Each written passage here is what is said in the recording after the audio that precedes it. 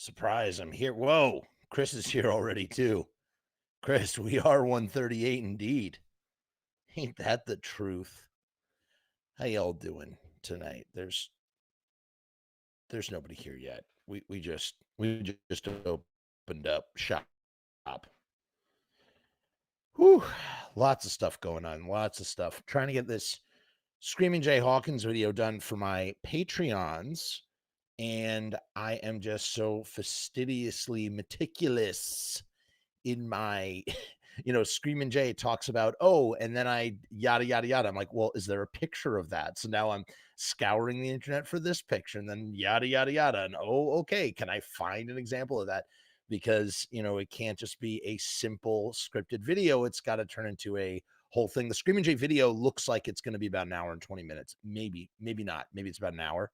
Not totally positive about that. I gotta double check. So that's interesting. Hey, yeah, that's right. I think so too, Mr. Noodles.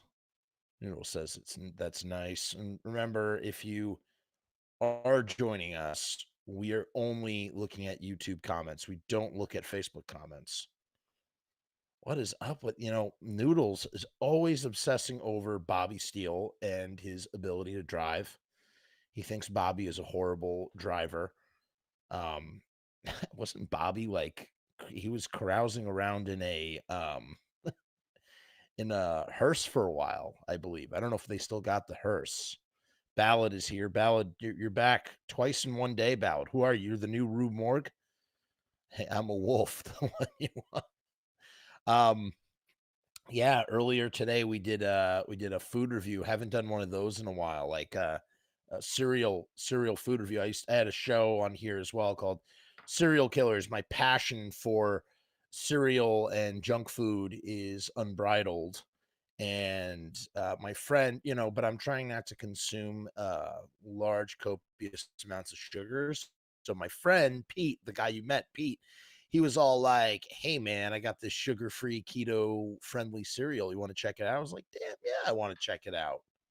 So Noodle says he drives Bobby Steele drives a Toyota van now, and that he thinks he owns the road. Well, I don't know about all that. Pictures. Pictures or it didn't happen. How about that? Pictures or it didn't happen. Um, if you haven't joined us in a little while, as you can see, these are my new digs. I redecorated. I was telling Bob yesterday, my friend Bob Rose, I redecorated with some skulls. What better way? Actually, it's an old frame that I was finally able to re-implement here. But oh yes, of course, we have to do the pre-show ritual. Patreon. Dr. Airlift. Oh my God. Dr. Airlift, you never sent me the thing, man. Or maybe you did, and I just didn't check the Patreon. Wow, talk about not being prepared for the show. This is why I need a producer. I need to hire a producer, a proper producer. What's up? What's up, Jody? And listen, again, I'm just going to say it one more time. If you are not on YouTube, we cannot see your comments. Please head over to the YouTube. I see about 50% of the watchers are not on YouTube. You got to go over to the YouTube to make it happen. Javis Bickle, what's up, my man? How you doing? I have the video on my channel called Noodles Supreme. I bet. Stop blocking Noodles. I mean, come on. Stop it. Just stop it. Let's see. Let's see if I'm just a ginormous. Yep. Just as I thought. Dr. Airlift did send me the links. I didn't check. So we're gonna take a look at that. And oh wow, we should really take a look at this one other thing too. Did not come prepared today, you guys. All right, we'll take a look at that as well if I could find it. If I could freaking find it. Here, 1 second. We'll go. I know what we'll do. We'll go to the YouTubes. When in doubt, always go to the YouTubes, and I'll just keep filling the dead air as I talk. I'll just keep talking. Anything exciting happened recently? Like I don't know. Any news? Any newsworthy items to know about? Um, kind of curious. Kind of curious to know. Let's see where this takes us. We got 1, I'm going to put that up here. Such exciting talk here. I can see. Hi, Carrie. Hi, Carrie. What's going on? Let me see Carrie's clip. What's up, Carrie? Sup, Eric? How you doing? Got some of the usuals in the house tonight. That's good. I got a great show for you guys tonight. I have what a show. I have such sights. That's not true. They're not sights. I believe that they're stories. We got a guy waiting in the wings. I'm very excited to talk to this guy because I really think that he is going to really show us some goods. Tell us some goods. Tell us all the fun little nooks and crannies and tidbits that we like to hear about. Okay, one last thing. I need to get this going over here. One of the kids from the movie School of Rock passed away. Jack Black posted on his Instagram. Oh my God, that is really, really sad. I'm super sorry to hear that. Do you know, Jody, I'm just curious, do you know which one that was? I'm kind of want to know. The audio has timed in and out. I don't know what that means. Be really mad if my audio is messing up.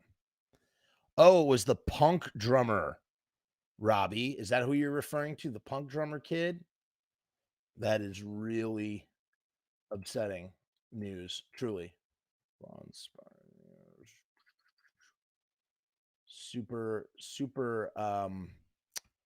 Super young kid, man, had his whole life ahead of him. How did he pass away? Does anybody know? Does anybody know how the kid passed away? By the way, how's my audio sound right now? That's my big concern. God, how do you spell this thing? God, what was his name? The kid. What was his name?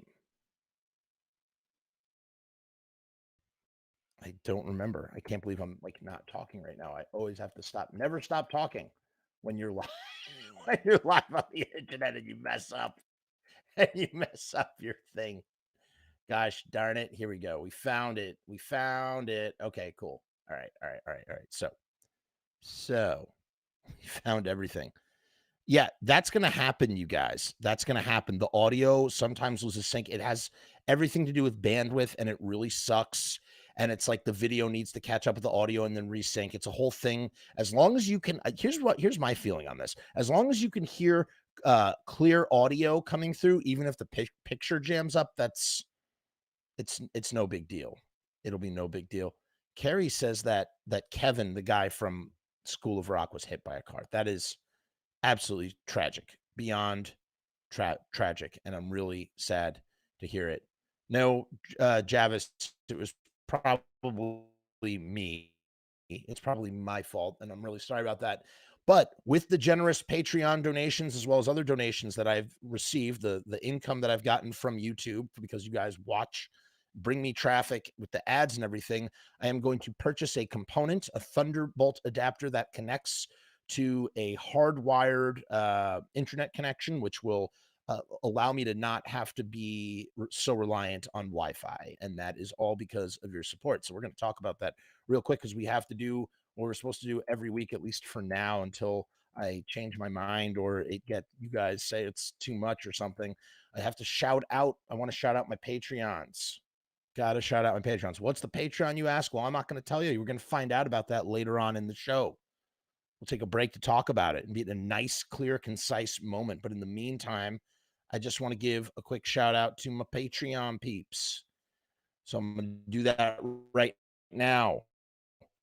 We have Appetite for ATX. We have Nikki Koros. Check out his music. We watched it last week. We have Crazy White Boy. We have Mike. We have Adam. We have Adam Harmless. We have Ratty. We have John Voice of Doom. We have Rue Morg. We have Honolulu Babylon.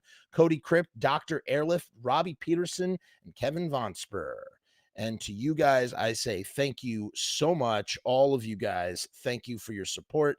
And we're going to give you the only salute that makes sense on a show like this. It's known as the Extreme Danzig Close-Up.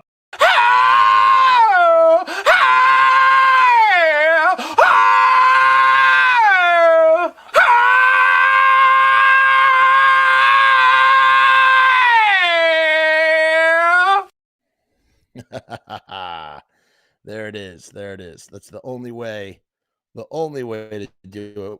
Whoa, we have somebody. By the way, if you are just joining us, very important that if you are just joining us, that you do so on the YouTube and nowhere else. That is a big, big, very important thing for you to do. Okay. So next, before we move on, I want to highlight some artwork from said Patreones. We're going to do that. No, not yet, Rue. Rue, we don't do the theme yet. The theme is coming. Rue is super excited for the theme. Rue is super excited for the theme. Hold on 1 second. So real quick, let's pull this up. We're going to pull this bad boy up. So the first thing we're going to take a look at is, this is from last week. I made a promise and I am keeping my promise. Real quick. Woo! There we are.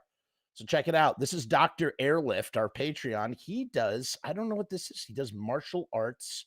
He has a martial arts YouTube channel. And I believe, yeah, he's just super, it looks like he's just super passionate about martial arts. I don't know if he's made any martial arts stuff himself, but he's super passionate about it. Here he's talking about Jackie Chan film right here. Let's see what pops up.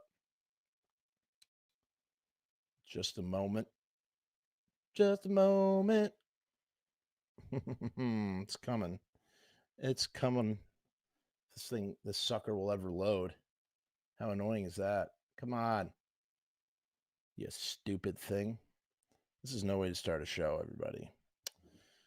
Well, while we wait, I'm going to crack open my Virgil sugar-free root beer, sweetened with stevia. Okay, here we look. Here we go. Dr. Airlift, he's talking about the young master with Jackie Chan. Let's see if we can get a little audio here. I don't think that's going to be a bother. Hold on real quick. Can you hear him? Can you hear him? Of course you can't hear him. He's been watching these for 36 years. So go do yourself a favor. If you are a fan of Kung Fu, go and check out the Martial Arts 3000 channel. You could do so right here. And you could also go to the Instagram. Let's take a look. We got clips from the Instagrams. He just does a bunch of clips. So if you're one of those people that likes, seeing various clips of things that you really enjoy, you can do that. You get that in here. And the other person that I'd like to highlight, the other Patreon, so we're gonna highlight Patreons as they come in, is our first Patreon. This is Von Spur. Von Spur is a band by Kevin Von Spur. It's his brainchild. And as you can see right here, he does all sorts of stuff, man. He is, I would call Kevin a Renaissance man, okay? Because Kevin, he does music, he does videography, he does art, he records bands. As a matter of fact, I didn't realize this as I was doing a little deep dive here. He recorded what's her name? She's like a acoustic singer-songwriter, really great. Gesso Lantern. Kevin recorded that, some of that. I don't know. I saw his credit and I was very impressed with that. So check that out. I just posted the link there. Shout out to Kevin. He's creating art. He's creating all sorts of cool stuff. He's worked with a lot of different people, as you can see here. I know he shoots with Stephen Blush, and he was supposed to, see Gesso Lantern, and who else? Hummy Howells and Skeletal Life and Gash and the Red Party. I know about the Red Party. That's a gothic party. Pretty cool stuff. The World Inferno Friendship Society, one of Kevin's passions. So listen, I just wanted to take a minute again. I want to support the people that are supporting me and just show some of the stuff that they do, and just give Kevin stuff. Check it out when you get a chance. So that's all I wanted to say. I don't want to make it any a whole to-do, a whole production. I think maybe 2 people at a time is a good number too. Now, the other thing that we're going to take a look at before we really dive into the meat of this episode is this. So somebody posted this in the group. Are you not in the group? What are you doing? what the freak are you doing not being in the Facebook group? You know what I mean? Like, you should be in our Facebook group. It's like the best. It's like better than the rest. Check it out. Check this out. Boom. So somebody posted this and I just, it tickled my pickle.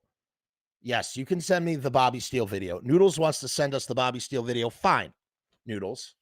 So send it over, pal, buddy, dude. I challenge you to do so. Yeah, no, this guy Larry posted in the group. He asked, does anyone else have this bootleg cassette? Blown out sound for the most part, but not bad if you like that sort of recording. And I think what he means by that is that, you know, again, there is like an aesthetic to that sort of thing. Yeah, drop it in the chat, but I'm not going to look at it right now. Maybe after our guest. Okay? And I'm glad that the vocals sound excellent. Good. Thank you, Elsie. I appreciate that. Yo, Peter, what's up, buddy? We got Peter in the house. We haven't seen Peter in a while. Once again, Peter, I hope everything's well by you, buddy. Hope you're well. Here's what I love about this tape is that we talk about this stuff all the time. He says he like that sort of recording. And what he means is that, you know, probably some audience recording some really blown out VHS audio, you know, that was converted or, you know, recorded on a tape, that kind of thing. But more than anything else, we talk here all the time. I'm trying to open my bottle and it's not letting me in. You know why that is? I think it's because it's not a twist off. I'll be like, oh, Jeff, come on. Don't you know how to open a bottle of root beer? And it's like, dude, this is not my foray. I have like no tools to help me open this root beer. It's like not going to happen. Here we go. I got something. So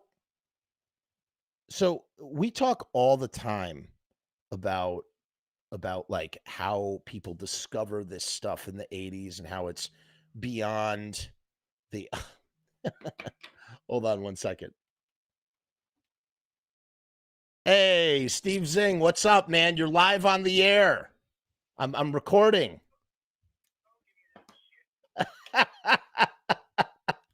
I'm literally live on the air taking your phone call right now. What's up, man? I'm just letting you know that. Hey, what? Did you hear that? Say hello to the crowd.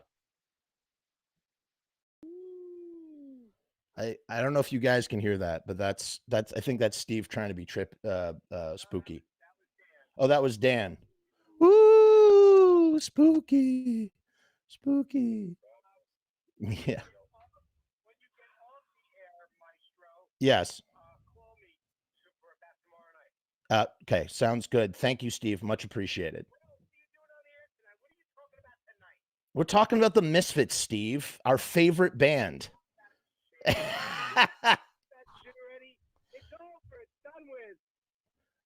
Steve doesn't want me to talk about the Misfits anymore. He says that they're over and done with and that we should focus on the future. Right, Steve? Did you not see the show? You saw the shows. It was epic. It was beautiful. Let's move on now. It's true. I agree with. I will say this. Steve is right. We were both at the MSG show, and you pretty much never need to see the Misfits again. Like, I'm glad they're still doing stuff. I disagree with Steve. I'm always glad they're still doing stuff, but like they, like to me, like that show was the perfect show. But Steve, I'm getting so off topic. I will call you when I'm done, and we will talk. Hello, Dan. It's good to hear from you as well. Good to see you. All right. Bye, guys. Bye. Yes. Okay. So more on that possibly tomorrow. We will see. We're gonna tell. We'll see what's going on. What was I just talking about? I got very distracted by Steve Zing. He was distracting me, and Dan too. Dano. Freaking.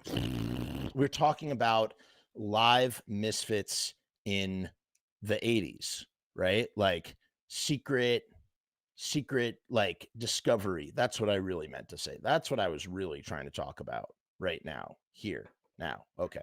Hold on. All right, now I'm focused on this. So look, so here's what I love about this tape.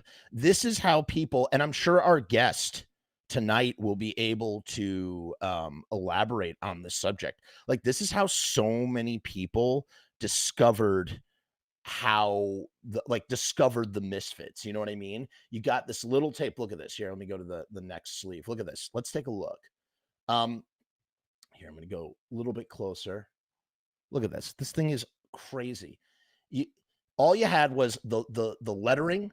You had a little Crimson Ghost and live, Misfits Live, a typed up list of the songs. Some of them are misspelled, and again, if they weren't spelled correctly, then that's it. That's all you ever knew. This tape was your window into the world of the Misfits. Let's see if this will open up. Oh my God, I'm never gonna get my root beer open ever.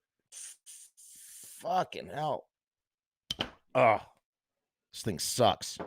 But what really captures my imagination about the tape is the fact that it's just this mysterious, look at this, it's a mysterious blank tape, right? Like, it just sort of is there. It's like, what is this tape? You're skateboarding, it's 1988, and your buddy goes, hey man, you heard about this band called the Misfits? And he's like, and you're like, what? And all you have to do, you never see a picture of the Misfits. You don't see the pictures of the Misfits. The only thing you see is this logo from the famous Monsters of Filmland font and a little Crimson Ghost and live right there. And then a bunch of songs. Nike A Go-Go, 20 Eyes, Attitude, All Hell. So son of a bitch. Look at that. It says son of a bitch. So somebody who got this cassette, who knows nothing about the band, just thinks that there's a song called Son of a Bitch, or that there's a song called Brain Eater, or there's a song called Mommy and London. It just says All Hell. It doesn't say All Hell Breaks Loose. There's a song called I Want Your Skull.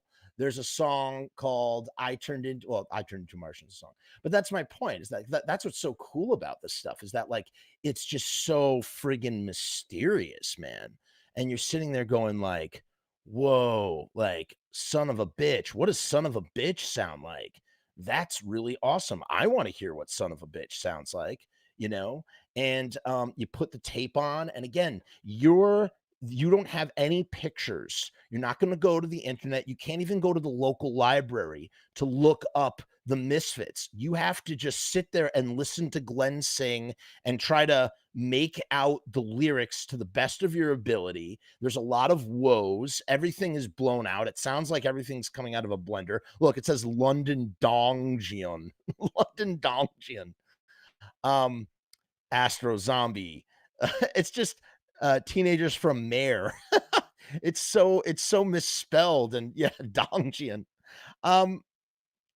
Wow, Noodles might be worse than AM in terms of his obsessiveness. Look at this. This guy Noodles so desperately wants to expose the wait, Noodles, are you the same guy that was upset about Jerry and Doyle, or am I thinking of a different guy?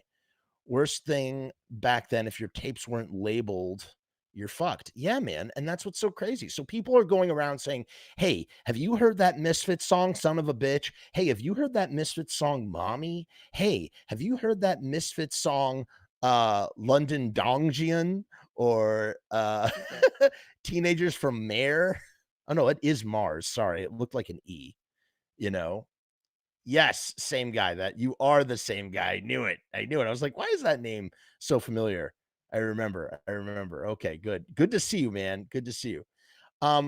It captures the imagination. It's like this evil tape. It's like, you know what it is, in all honesty? It's like an audio version of Necronomicon. Like from Evil Dead, like, the Book of the Dead. It is the necro Noodles. It's just the Necronomicon. Noodles is trying so desperately to make me distracted. I'm not falling for it, Noodles. This is like the audio version of the Necronomicon, where you're just like, whoa, what is this document, this archive, this this artifact that from a long ago time, where and we don't know the voices pictures of the voices on this tape. Sorry, I'm like really sucking at talking tonight. I'm just like shitting the bed, you guys. I'll put the entire tape online one day. Wait a minute, Larry, is this your post by any chance from my group? I'm just curious to know that. Maybe this was Larry because this is LC. Is this Larry himself? Who knows? But yeah, I just think I find that fascinating, man. Like that's the stuff that really sort of just captures my mind. That's the beauty of the time before the internet. It's the frustration of the time before the internet, but it's also the beauty of the time before the internet. You know what I mean? Oh, this is Larry. So this is the guy who actually posted the thing. I did not know he was going to be here. He's just here. And I'm sure you're you're surprised to see that I'm screenshotted the thing that you posted in the group. And I just want to say thank you and for giving me something to talk about on the show. I really appreciate it, Larry. That's awesome. That's really awesome. He's talking like he knows the tape real well. I'm thinking, man, maybe it's the guy.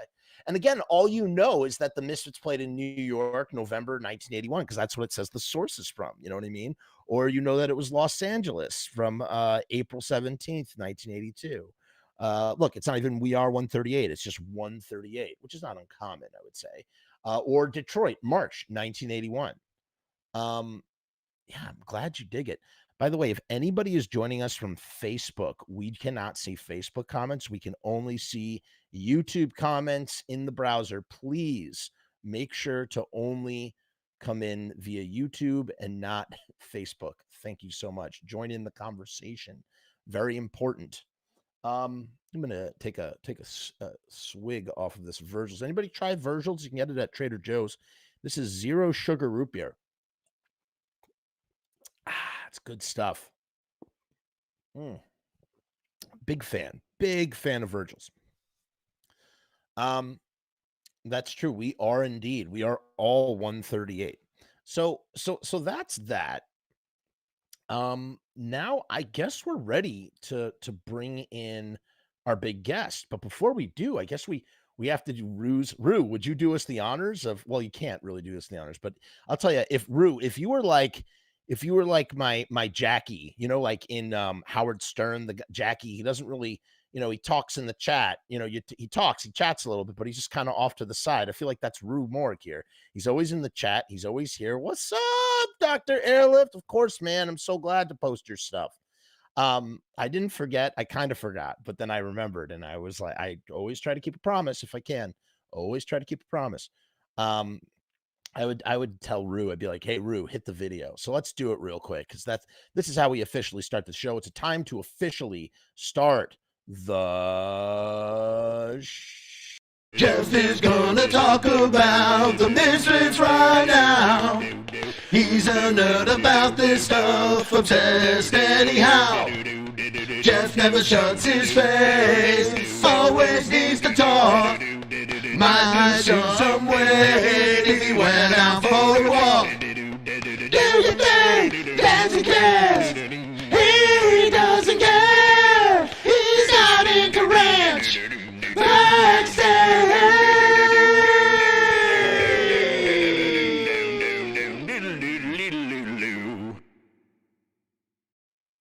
Okay, there we go. Haha. Robbie asks if Rue is my Jackie, who's my Artie Lang? I don't. Oh, Robbie, I know what you're talking about, Robbie. I know what Robbie means when he says that. Yo, why is everybody calling me when I'm? This is so funny. Everybody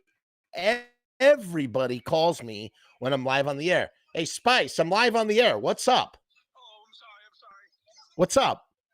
No, nothing. Buffalo Wild Wings, if you wanted to swing through. Dude, I totally would join you. I really appreciate the invite.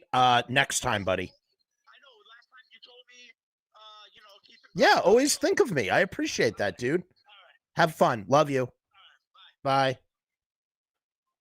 That was my oldest friend, Jeremy Spice Handler. I've known him since I was 2. We're both 35, so we've known each other for 33 years. He just called me to let me know that he's at Buffalo Wild Wings and wanted to know if I wanted to come hang out. because I always said, thank you for thinking of me, man. I really appreciate it. Always call me. Let me know. Let me know if you go around. It's really nice. Really, really nice. All right. Where's my guest? Hey, guest. Time to come into the chat. Come into the studio, my friend. Where are you? Where are you? Where is he? Should I call him on the phone and see if he picks up, since we're doing a lot of phone calls, right? Let's call him up and see if he answers the phone. I'm going to call him right now. Ready? Ready. Calling him right now. We do, Noodles. We do. Hey, Chris. Hey. Hey, man, come into the studio. We're waiting for you.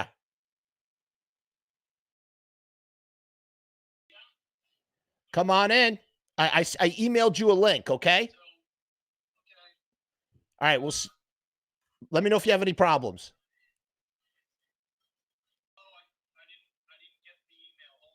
Oh, okay. All right, man. No worries. I'm actually going to hang up on you. Just text me if you can't find the link. I'll keep talking. He's coming. He's coming. He was here earlier. I don't know what happened to him. Yeah, do we ever talk about other New Jersey bands? Yeah, of course we do. Of course you do. I don't know anything about Blank 77 or US Chaos. Don't know them. I don't know them. Robbie is the man. I agree, man. I think Robbie is the man. Whoa, is this serious, you guys? No, guys, hey. Javis and Rue, you guys aren't fighting, are you? For real? I don't know. I can't see this conversation. If there's if there is a fight, I hope it stops. I hope you guys make peace. I hope there is peace. That's what I wish. I wish for there to be peace. Yeah, we talk, dude. We have a Stooges show. As a matter of fact, Nick, shout out to my guy Nick. Okay, there's no fighting. Good. I'm so glad. It seems like he's a man of peace anyway. My buddy Nick, who's a Stooges nut. We're doing the second episode of our Stooges show this Sunday. I have some plans tomorrow night. There is, yeah, I'm glad to hear that, Rue. Let's see what else is going on while we wait for our guest. Does anybody have any questions? Should we do a little Q&A? Should we do a little discussion? I got to tell you, I'm really excited to talk to this guy because I think he's going to fill in some. I think he's going to really capture our imaginations. But in the meantime, while we wait, does anybody else have anything they want to tackle, discuss, say? I wish there was footage out there of the Misfits covering "I Want to Be Your Dog." Maybe there is. Who knows? I mean, I honestly don't know.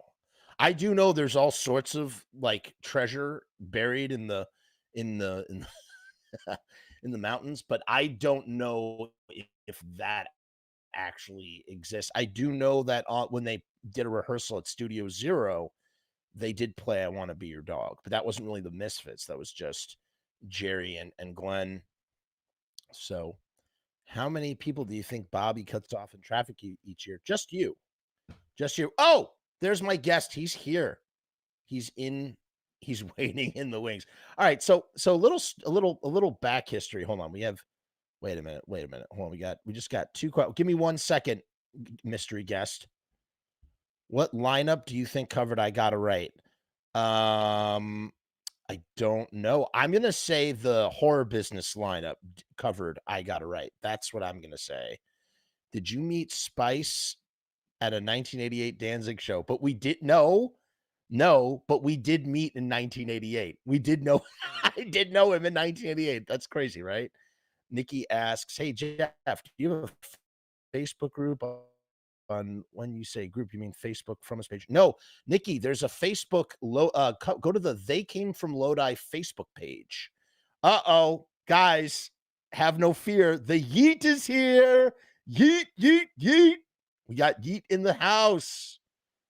All right, that's it. That's it with the question. So this guy just was like in the chat. Remember Tony Matura, who I miss? We haven't seen Tony in a long time. The very last year we first started doing this, Tony was like, "Yeah, I saw the Misfits live." And I was like, "You did? Well, fucking come on the show and talk to us about it." But those were in the olden days when a year ago when we only had Facebook Live, and now we have all sorts of stuff, right? And yeah, so Tony came on and he talked about seeing the Misfits at Irving Plaza. Go watch the episode, and it eventually got incorporated into 1979, as you do, as you do with that sort of thing. And it was great, and we learned a couple of things. It was very interesting to talk to Tony. Tony's awesome. He's been a incredible supporter of this content, and I really appreciate him. And he had a project called Secret Subway, and we listened to that. Yada yada yada. Well, recently, much in the same way, another gentleman was just in the chat and talking he was qualifying his experience, and he has a lot of experience. This guy was around back in the day. He was around, he was around before I was born. Far more qualified to talk about the Misfits than myself. But that's cool, man. I love that. I want to learn. It's like a great opportunity to learn and to hear and to do what we do best, where we just sort of deep dive into the minutia of things and sort of do archaeological digs about the time before the internet.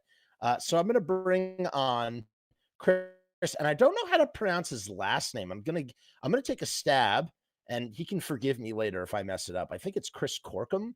I could be super wrong. He's going to correct me right now. Let's bring him on. Let's give him a nice warm welcome. Hey, Chris. What's up? Hey, Jeff. Hey, Fiends, what's up? What's up, man? Are you? Yeah, I love Yeet says he doesn't mean to come off as a troll. He's not a troll. Yeet is not a troll. He is just trying to be a doofus, and I appreciate that doofus aspect. I think it's really great. In any case, Chris, did I say your last name wrong? Yeah. No. You sounded right. Great. Corkum. So that's great. Hold on. One more thing. Travis says, not mean to disrespect your show. Apologize. Blah, blah, blah. Oh, no. Hey, man. Hey, no. Don't leave, Javis. Nobody disrespects your Spanish. You're friggin' awesome, man. You got great English, great Spanish. We like you a lot. Much respect to you. Stay and hang out. Let's forget all the troubles, okay? Don't worry about it. Just come in and enjoy the fun, okay? In any case, hi, Chris. I'm so glad for joining me on the show. It's great to have you here. Thank you for inviting me. I'm psyched to do this. And plus, Cool. it's just about to thunderstorm big time here in Salem, Mass. So how perfect is that? That's like, it's funny. You're by Salem, Mass. I'm all over by Sleepy Hollow. I'm oh, that's not bad. Yeah. I'm right in the trenches because I live right across the street from one of the houses used in the movie Disney's Hocus Pocus. So there's always people out front of my neighbor's house. They've owned the house for many years. Some people don't even believe that anybody lives there. Wow. So I just found out that Hocus Pocus 2 will be filming here this late summer. And I just found out from my good time director friend, Rob, who runs the Magic Parlor in Salem. Everybody go there if you want vampire fangs or whatnot. He just told me that they're going to be filming the Salem's Lot movie here, too, this summer. I didn't know they were doing a new Salem's I didn't know either. So that's great. Yeah, that's great. So he's a director and everything. He's done, there's a movie on Amazon Prime he did called, his last film was called Blessed ID. And his first film was God of Vampires. So shout out to Rob. Yeah. Well, Chris, yeah. let's talk here. Let's go back. You're instead of qualifying for us like you were in the chat about all your, the experiences, let's talk a little bit about, I'm going to start asking questions and we'll just get into it. Okay. And I may interject just to sort of steer the canoe a little bit from the back. Okay. All right. Cool. So cough cool. That's right. Cough cool. Exactly. When did you first hear the Misfits and discover the Misfits and cross paths with the Misfits? Well, it kind of was a weird thing because really I hadn't been I've been into, like, being from Boston in the area. I was into the Cars when their first album came out, and I was in well, I wasn't even in high school yet, but my best friend, Sergio Fiorenza, and another friend of mine, Steve Tivy. Hi, Steve Tivy, and he manages a band from San Francisco called Stay Out. I had a lot of British friends, and I wasn't really, to tell you the truth, I wasn't really into rock. And my friends would go visit in England, primarily my friend Sergio, and he would bring back lots of the British charts. And this was around the time that, punk or English punk, I should say, was just kind of burgeoning and getting some press. And there was a record store around here in Salem called the Record Exchange that I'd been going to because I always picked up, like, I was into horror soundtracks, like the soundtrack to Phantasm by Fred Myro and lots of other stuff. Yeah. And I wasn't really into rock. I was listening to a lot of composers, and I was in church choir of everything. And so my friend got me into this one band, which was Two Way Army, which was Gary Newman's pre-band. They were more punky before he added keyboards. And they really appealed to me. So I was always looking at records at the Record Exchange, and there would be 45s. And all of a sudden, I in the 45 bin, there was a single called Bullet. And on it said WMWM on it, which is a radio station right here in Salem that my next door neighbor, Depraved Dave, Dave Dodge, hosted. And he hosted this radio show called Depraved Dave's New Wave Cave. And Dave wait, hold on. Yeah. Depraved Dave's New Wave Cave. Yeah. Depraved Dave's New Wave Cave. Depraved Dave's New Wave. That's awesome. Okay, yeah. Sorry. And dude, that guy knew everything about rock and roll. And I knew almost barely nothing, just bare minimum. I liked what I liked and stuff like that. But I was more into film and science fiction. And I had been a huge George Lucas fan when his first film, THX, had come out. And so all of a sudden, I got interested with the band, but, I didn't see the pictures of them. And I was pause. Yeah. So when you got interested in the Misfits, you were like, wow, this is cool, but you didn't see pictures of them. Right. I hadn't seen really pictures of them. I think I started reading, there were two great magazines at the time. There was Cream magazine. Yeah. And then there was Trouser Press, which was equally the best magazine ever and they had a lot of reviews, and they often reviewed a lot of the Misfits stuff. So I always read that magazine from cover to cover, just like I would, Famous Monsters of Filmland or Fangoria. I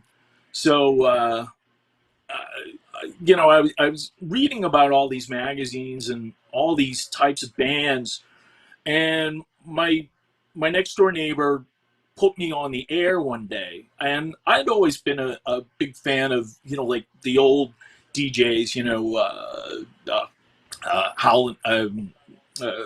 Wolfman Jack. Yeah. And I like those kind of DJs. And so he put me on the radio, invited me down or whatever, and I did it. And, I didn't think anything of it. And then the big summer of 1981, which was big release. I was a big fan of the band. I became friends, or I was really a big fan of the band DOA from Vancouver. Yeah. And they put out their second album that year called Hardcore 81, which is basically, that's how the word hardcore cemented that summer. Right. And Black Flag had put out their Damaged second EP, which was Jealous Again. Oh. And my best friend, one of my best buddies from Marblehead High School, where we all grew up, I wasn't living in Salem at the time. Marblehead was a bastion of skate and surfers. I mean, even prior to 1980, and all the stuff that we couldn't get. We had to before like Thrasher magazine was around. There was Skateboarder, and Skateboarder had a lot of like stuff from SST Records, so we would send away for like Black Flag Records or whatever, and we heard them, and they were playing that summer at a place in Boston. So we graduated that summer, and we all went out. A guy that we all went to high school with, who just passed away about 2 years ago, was Jake Phelps, who was the editor-in-chief, who became the editor-in-chief of Thrasher for many, many years. And we all went to see Black Flag, and it was before Henry joined. It was like barely weeks before. And Dez was singing, and Dez would later end up as the rhythm guitarist. Right. And also in the Misfits later on.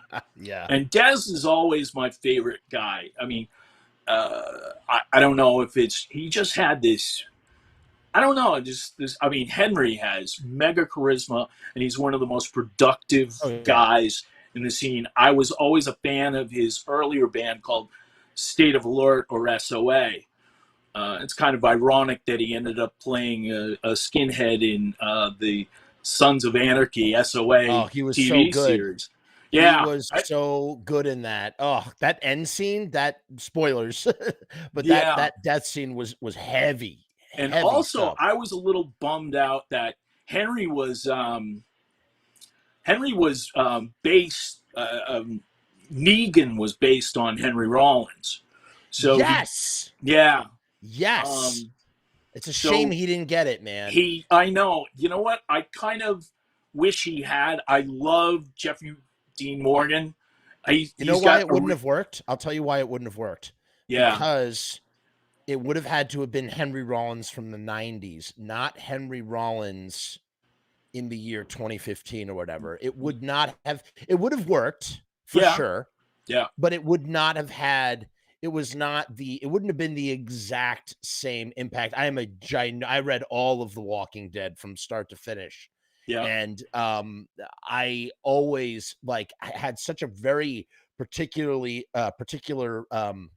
I had Negan's voice in my head of like what I thought he was. And it was not, I don't know, Jeffrey Dean Morgan's good, but it's not that Henry Rollins Negan that it could have been. And it would have had to have been from the 90s. As a matter of fact, like the lead up to his introduction was one of the most incredible things. And I really wish that Danzig song had landed on the Walking Dead. Do you know which one it was? Song. Oh, was it Last Ride? Yeah, I guess. I just found that out. I knew that he was interested in writing a song for it. And I didn't know it was Last Ride though. Yeah, I guess so. And I really wish the Misfits would write a song for like when the show blows out, the last song that they play is, a new Misfit song, or maybe an old one, or re-recorded, who knows. Which one would it be? Which one would you want it to be? I don't know. I really want a new song. I want them to do a new It's impossible. song. Even just one. It would have to be an old, unused song. I just don't understand how Danzig can get into that mind space. I mean, who knows? Right. I don't know, man. I don't know. But anyway, so you State of Alert, you're a big fan of Henry Rollins, State of Alert. You see Black Flag. Right. It's, it blows your way. What And then, happens next? strangely, at this show was John Belushi was at the show. I did not know this until later. And then the weird thing is that we ran into these guys who ended up becoming the band SSD Control from Boston. Al Burrill, Jamie, hi guys. And my best friend, Andy, one of my friends, Andy Strahan, who would end up in the band DYS from Boston with Dave Smalley. And my roommate was John Anastas for a time, the bass player, who was also one of the four formers of Slapshot.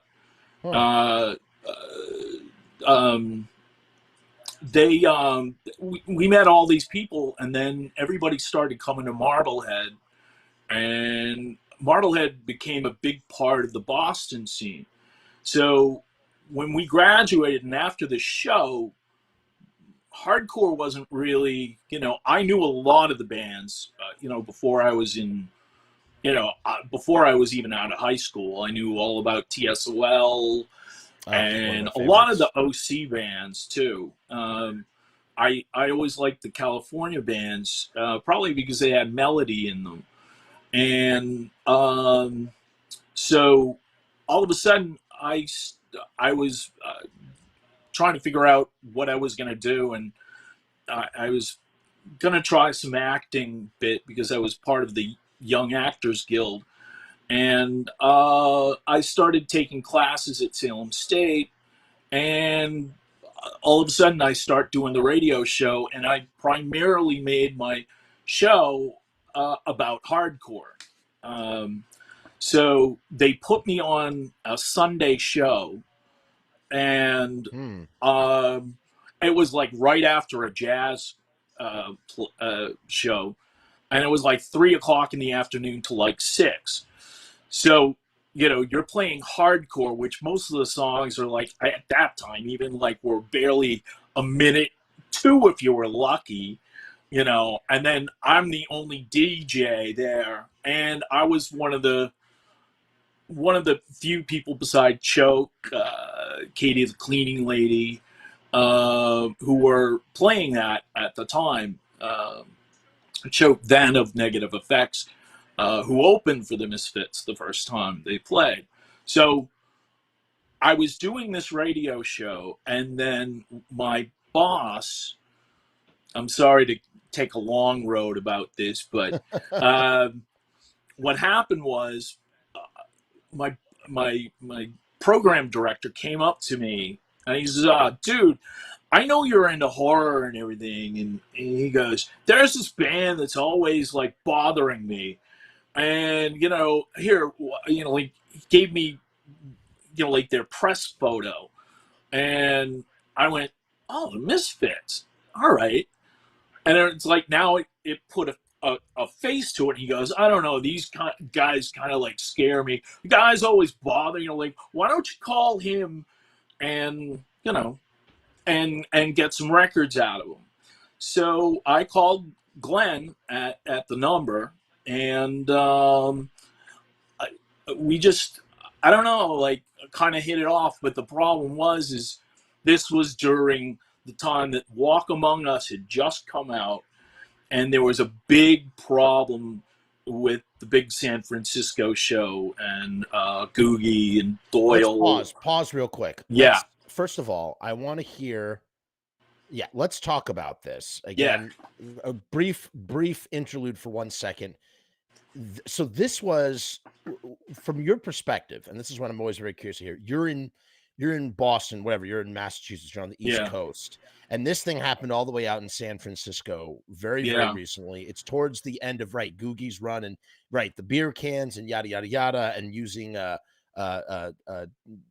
in unforgivable language that would be deemed incredibly inappropriate today, especially, and erupted and ended with the cataclysm of Doyle cracking a kid over the head. What how did that news in a pre-internet age travel to you in your area, in your neck of the woods? Easy. Fanzines. Fanzines were or still are the lifeblood. Maybe they're just webzines now, but what fanzines were the way everybody learned about stuff.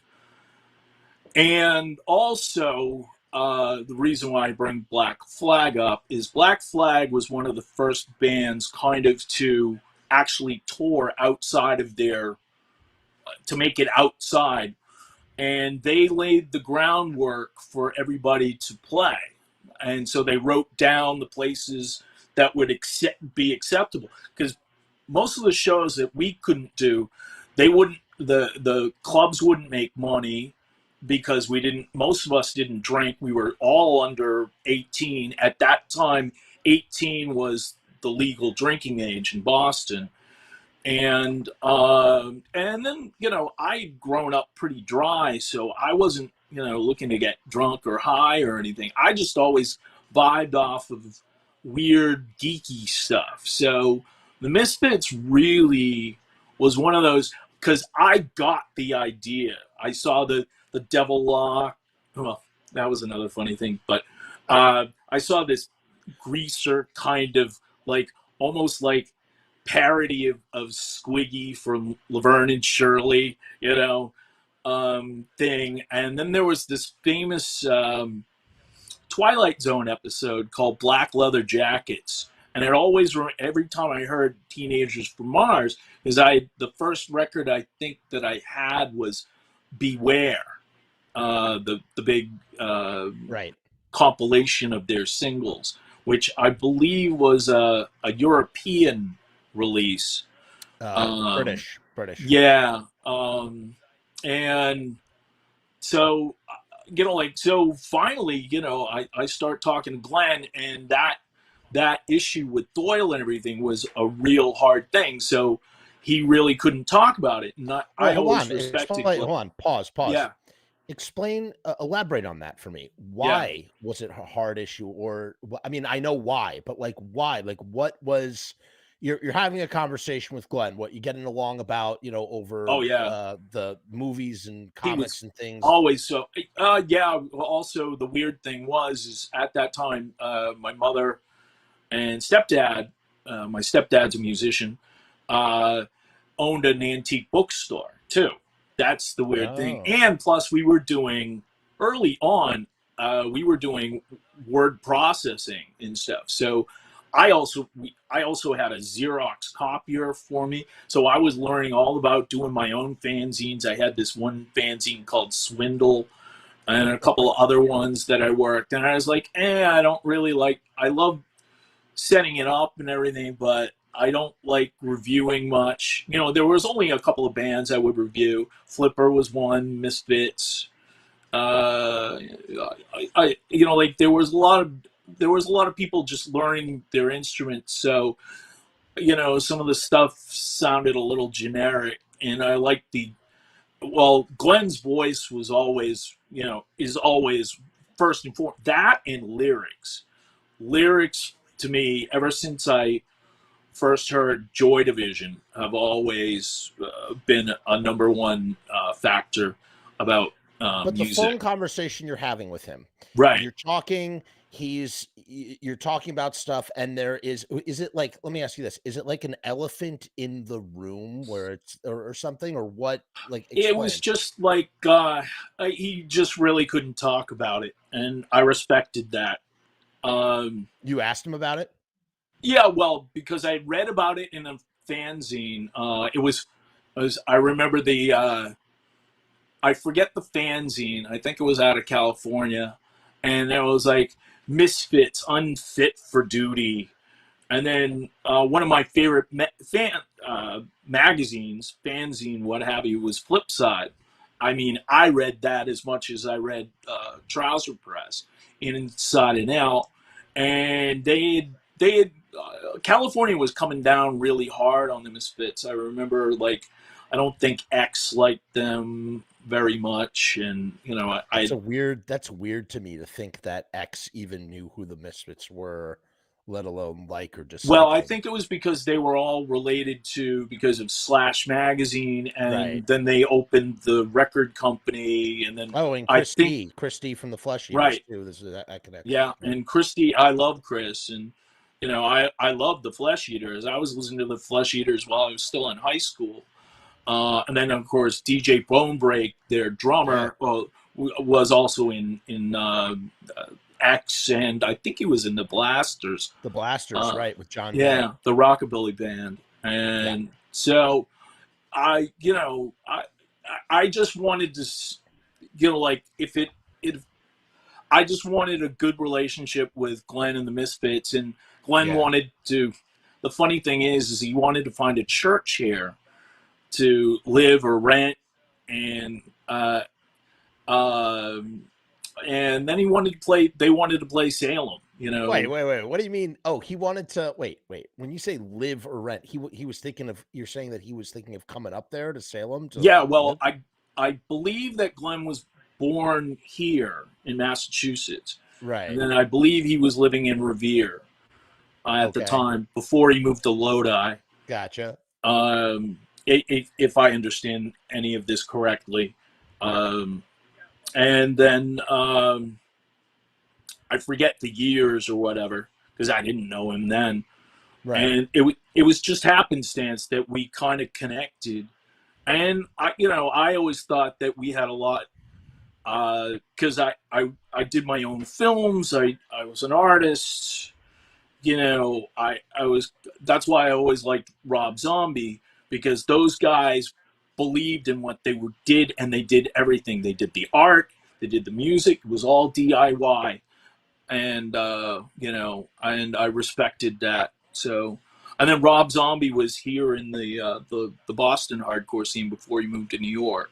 It's funny. I think Glenn Danzig wanted to be Rob Zombie before Rob Zombie was doing what Rob Zombie does. And what I mean by that is not like maybe artistically, but just the fact that like he wanted to make some sort of transition to film. Well, he was always doing film. Right. Like video. Stuff. That's where this comes in. So the first time, the Misfits hadn't played here yet. And it was in December that they were going to play this place, which was a real church in Cambridge. And it was soon after my birthday, and I hadn't met Glenn face to face. So all my friends' bands were opening. Negative Effects, the FUs, who opened for the Misfits quite a few times, and even almost recently before the reunion, who one of the drummers I used to play with in my own band was in them, and then they changed their name to the Straw Dogs, who they're on the I saw that you were talking about this. They're on the Return of the Living Dead soundtrack. They're the first rock song you hear on it, and that's our old drummer Bones from Straw Dogs is on Return of the Living Dead soundtrack. Yeah, originally it was a Damned song, and I don't know why. Yeah. I don't know why it had to get Deadbeat Dance. Huh? Yeah. Surfing Dead, I think it was maybe. No, Surfing Dead is Cramps. Deadbeat Dance. Yeah, it was originally it was a Cramps song on it, and they had to pull it. So the song is Young Fast Iranians on the... Oh. Yeah. Oh, my God. Yes. Right. The first song you hear when you see the punks. When they're driving in the car. Yeah. Oh, my God. Yes. Yeah. Yes. Yeah. They eventually... it's funny. They replaced it again. They have the original music, then they replace it. You're talking about for the home cassette release, the home releases. There's so many different versions. I know. Yes, dude. I okay. Those are your friends. Yes, I know what song you're talking about. So I've known the FUs. Yeah. Actually, the FUs were supposed to be like the first hardcore band to release a song, and then SSD beat them before it. So and then. So the FUs opened for them. DYS, who I think Andy, my friend from Marblehead, had just joined on guitar. So I think that was his first show with them playing live. And it was Negative Effects, I think, was the first band to open up, Choke's band, before they broke up. And then he formed a band called Last Rites, which I don't know if it really lasted a long, I forget. And then Choke formed Slapshot. So this is 82 when the Misfits come up to Boston? Yeah, I forget the date. It's in December. So gotcha. Yeah, so all I know is I've talked to Jerry about it because Jerry, that was one of their favorite shows, this one. Oh, really? Yeah. They stayed up night, like overnight, to make tons of merch, and they sold out every lick of merch. Wow. Yeah. And so it stands out, I know, in Jerry's mind a lot. Do you remember what they were selling shirts and things back then for? Were they selling records? Like, what was some of the merch that? God, I can't even rember. Probably T-shirts, right?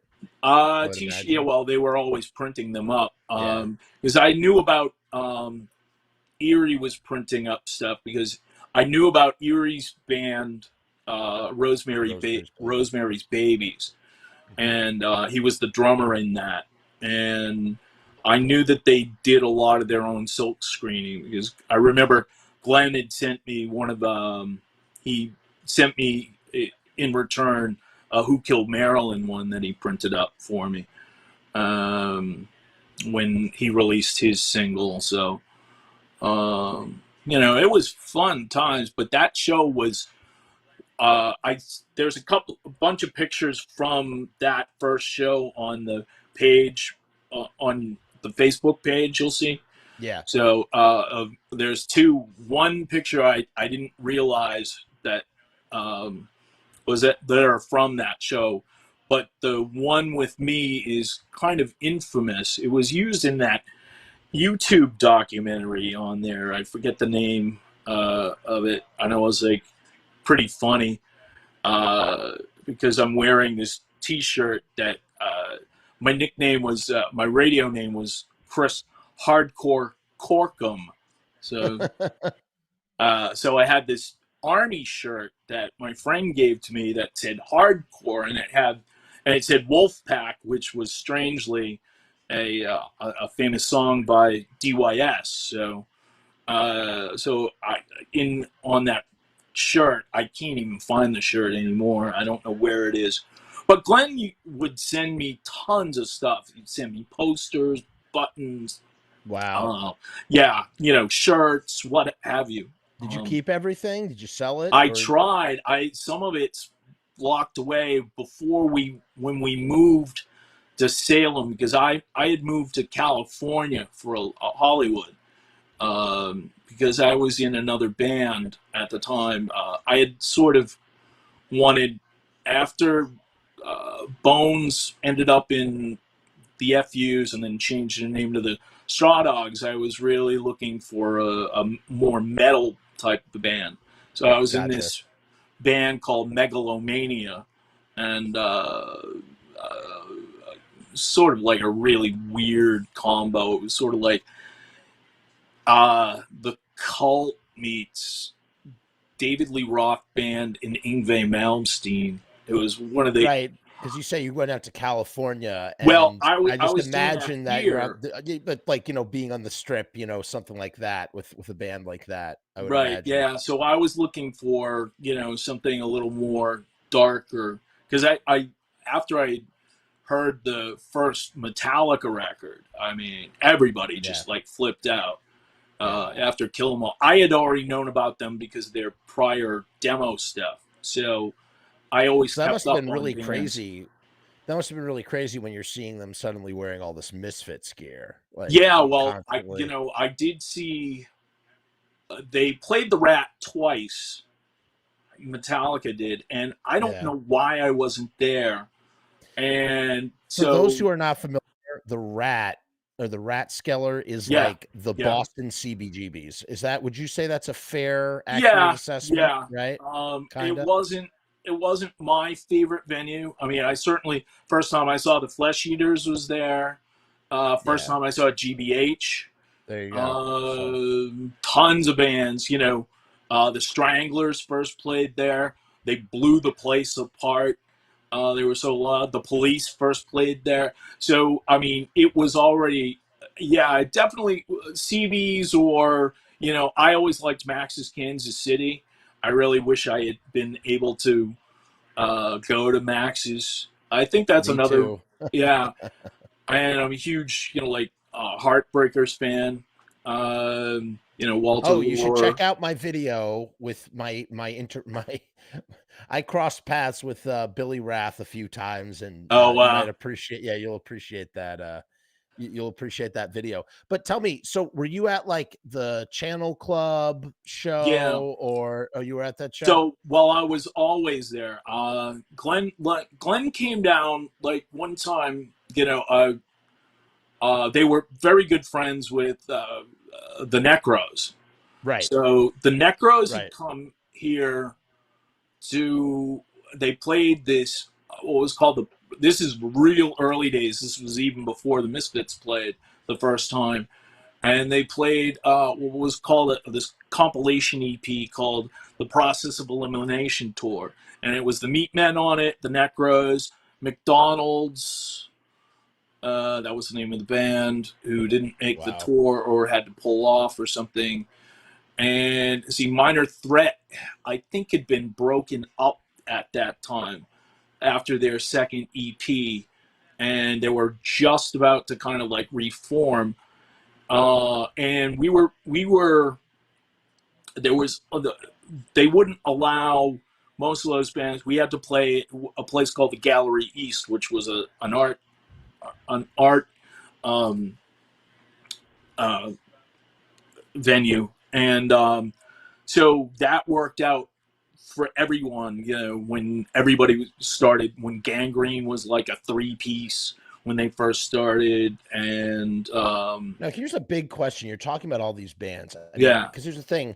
What's interesting about the Boston punk scene, if you want to call it that, it's really not a Boston punk scene. It's a Boston hardcore scene. Well, there's two areas. Boston has a huge, you know, Boston, I don't know, Boston's huge about rock and roll, you know, with its history with, you know, Aerosmith or, you know, countless bands, Thunder Train and, you know, and then, you know, Joe Perry solo, or the Cars. But Massachusetts always, and of course you had, you know, like hard rock bands like, the thrash metal bands like Malaya Rage and Wargasm, and then you also had bands like, you know, Extreme. So, you know, there was room for everybody, but in my opinion, Boston always was more kind of garagey, you know, not that the other stuff wasn't popular. It's just that I've always seen Boston sort of be more garage, you know, like real to itself. That's what it, you know, it's sort of like the core of what it's all about. So hardcore coming in, we were all young kids, and the punk scene, whatever name you want to give it, had already been established, especially with the Rat.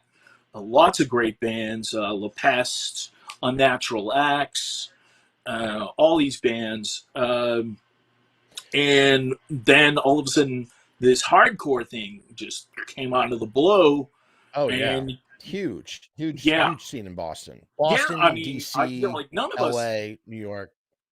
None of us didn't, you know, it wasn't, you know, it was all about scenes. It's all about the people. It's all about getting the words out. It's, you know, it was very, you know, it's brotherhood, you know, or sisterhood too. It seems like but here's what's interesting. And I guess really, you know, I was going to say, my question to you was really going to be, what did playing with bands like, the FUs and Gangrene and, SSD Control, whatever, how did that influence the Misfits sound? But really, I think you have to go back a little bit further. It's the Necros. That's a really good, right? That's a really good thing because to point out, because from what I understand, I don't know how true this is, or this is what I've come to understand over the years, was that there was a compilation that came out through the aid of everybody at Newbury Comics. Most of the people that were in the bands worked at Newbury Comics, which was one shop. It wasn't a chain. It's an institution. Yeah, exactly. It still is, Right. But they were instrumental in a lot of things, helping bands out. Yeah, and they helped out. Mike helped out lots of these burgeoning bands, and so they decided to put out this compilation called "This Is Boston, Not L.A." On the cover is a street club that's I don't think it's no longer there. It used to be called Streets, and it was one of the first few places that SSD played. And, beside, Gallery East, there weren't any places that would really take a chance. And so, when Gangrene was on the soundtrack, so the FUs, Gangrene, Jerry's Kids, the Freeze, who had been around for a long time before that, they were on it. Those songs by Gangrene supposedly influenced Glenn to write Earth AD, Wolf's Blood. How it's, it's just chaotic. It's uncontrolled, it's violence on record, so the one thing about what Boston about even just them playing live? Like, that's the thing. It's like, really starting from, maybe from like 1981 on, the Misfits just speed up like crazy, and you lose all the melody, and the playing gets sloppier. And like, what does being around Boston bands have any? And I guess again, it's really not Boston. I guess maybe the Necros would play a part in that as well. Well, the Necros, oh God, I always liked the Necros a lot, and then once the Necros came up before Glenn came along with them, and so it was awesome. It always friend Glenn just came up. The Misfits weren't even playing. He just drove up with the band. Came to see, and that was really the first time that I met Barry, this vocalist, and I always, and then what Barry about Barry and Glenn's palled around. Tell me about what you saw of Barry and Glenn's relationship, because those guys, they had a falling out. They don't talk anymore, but they must have been very close at one point, right? I think so. Of course, they included in that the New Orleans, cemetery thing. I don't know. I didn't know. I just would read the like the fanzines and stuff, and then listen to people. I never interviewed Glenn, strangely. I never liked to do a lot of interviews with people. The only one that I interviewed would have been, DOA, at an infamous night show with Killslug in Boston that got shut down in barely 2 songs. Oh, wow. Yeah. But you see, the one thing about Boston is if Boston crowds don't like your band, you'll know it. And, oh boy. Yeah, but the Boston scene was pretty chaotic, and we used to, especially during their an FU song, which was the Marines theme. When John Sox would usually go, hit the deck, everybody would jump on usually the singer. And this happened to Glenn, I think, and Glenn, this was at the second channel show. That's the one that's on I've seen footage. I've seen this footage. That's on YouTube. That's done by Red Shark in Dorchester. They also did the Brain Eaters video. Right. So that was filmed at Durgan Park, which is no longer there now. A hotel? No, it's a restaurant. Restaurant. And so most of the people, I wasn't there at that. I don't know why. And it was Springer from SSD, guys from the FUs, Dickie Barrett, if I recall. And then, of course, Robo and everybody. Robo had joined the band. And I believe he was living with Glenn. Yeah. Yeah. Robo, full 7-inch sleeves. Nah. But the funny thing was I guess they served actual cow's brains. Yeah. And I think Steve Grimes, hey Steve, from the FUs was the only one who ate the cow brains, and I think Glenn said like, "Oh, you actually ate that?" Oh, I don't know. God. Yeah.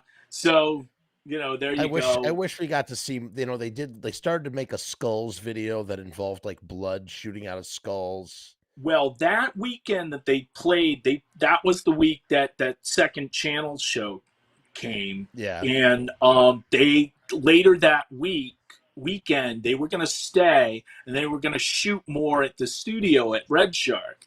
And they were going to, I think they were going to do London Dungeon and maybe Skulls or whatever. And as music videos? Yeah. Wait, what? If I recall correctly, because I remember, there were supposed to be more, but I think they didn't have time to do it. So hold on a second. You're telling me they do the Channel Club show, after they do the Brain Eaters video, they were trying to get more in the can, and they were talking about London Dungeon and friggin' Skulls or whichever. I thought it was London Dungeon was one of them, because my friend George Lance and I were going to go show up, even though it was like Dorchester at like midnight. So they had a plan. They had a time and a day. Like, we're going to go to here at midnight. I think it was kind of loose at that time because everything was just, not quite sure. So dude, this is a you're breaking a revelation. We'll take it. Listen, we'll take it with a grain of salt, but I mean, this is why I wanted to have someone like you on my show, because, again, there are all these people remember things that everybody else forgets, or people lock in on details that go forgotten by everybody else. You hear the same cookie cutter stories over and over again. Yeah. And it's just like you lose those details. And that's why you got to talk to, everybody and anybody who was around back then. So it's like so fascinating to hear this kind of stuff. Tell me why did, like, it's interesting though. Like, you have like, I guess you have like the Boston mentality, and then you have the Lodi Jersey mentality, and how did those connect in a way where actually, everybody's getting along? Not bad, because I think Glenn was impressed with how aggressive the audience was, and then Boston had its definite. I mean, we were carving out something different. Sort of like a combination between California and DC kind of thing, because California was pretty rowdy. I remember seeing the stuff about, and then I had seen the decline of Western civilization even before before we got out of high school and saw Black Flag for the first time. And so, I visited California for the first time, and I was outside of the Whiskey, and it was the Dead Kennedys, and it was the Circle Jerks, and I was with my cousin, and I did, because I knew how crazy it got, I said, let's not go. Yeah, and this was like, like 78, 79 or something. Wow. Yeah. And Tell then sorry, go ahead. Yeah, no. I always felt like I should have been born in California. That's for some stupid reason. Boston, Boston's got, Boston's true rock and roll. That's right. There's no way about it. And I hope the scene, certainly, during all of this, picks up and everything. Tell me about the rivalry between New York and Boston, or is it because it's interesting, because isn't there a rivalry between New York and DC, and then there's also a rivalry between Boston and New York? Can you clarify all this? Things, there was back then, of course, not now. Right. Well, like, there were early, the Undead had started up. You had the Nihilistics. The Beastie Boys had released, too. Yeah, and before, what was it? Was it Adam? One of the bands that SSD used to play with, and I think used to give rides back and forth to New York, was the youngest hardcore band called the Young and the Useless, and they used to play the Channel all the time. Where the Misfits would play. The Channel was equally one of my favorite. It's a shame that the venue is gone. It had, Metallica was there. Anybody. Roy Orbison's last show was there. Actually, Glenn was present at that show. At Roy Orbison's last show at the Channel. Yeah. Really? Yeah. If I recall correctly, Glenn was there because he had written that song, one of the last songs that Roy had recorded. I think it was for the Less Than Zero soundtrack, which he ended up on the soundtrack as well with the first Danzig solo track. Yeah, I know this guy. Young and the Useless. I know this guy. I think I know the drummer of this band. Yeah, well, Young and the Useless were great. And then the Beastie Boys put out an EP called the Pollywogs 2 EP. That was probably about 82. Because, a lot of us started listening to Venom. We were all listening to Motorhead anyway, but Venom opened up a huge swath of stuff for everybody. And then, Metallica, too. Venom, definitely. Oh, Venom was, I just, it's one of those, like the first time I saw the Misfits, right? Yeah, tell me about that. Yeah, tell me about that. Well, I hadn't met Glenn, and maybe I was a little intimidated or whatever. I always felt comfortable talking to him or anything, but it was just these. You had spoken to him over the phone, but you had never met him in person, right?